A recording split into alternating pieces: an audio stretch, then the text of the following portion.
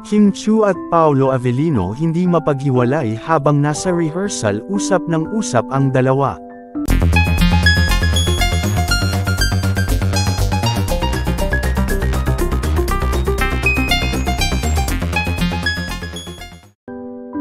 Kim Chu at Paolo Avellino hindi mapaghiwalay habang nasa rehearsal, usap ng usap ang dalawa.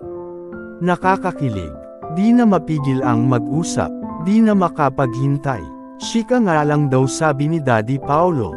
Pero para na silang mag-asawa. Miss na talaga ang bonding time.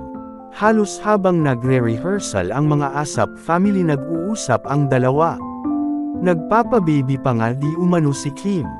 Grabe yung usapan nilang dalawa, halatang miss na talaga ang isa't isa. No more long distance relationship na.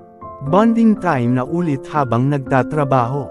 Nakakakilig, hindi mo sila makikitang maghiwalay habang nasa rehearsal. Halos pagkatapos nga nilang mag-jogging. Niliber pa raw di umano ni Paolo si Kimi Bing pagkain. Makikita sila na nasa restaurant. Sa restaurant suot ang itim na damit ang dalawa. Na napicturean ng mga netizen na nakasabay daw nila sa restaurant. Nagpahinga sila sa restaurant para makapag-usap naman.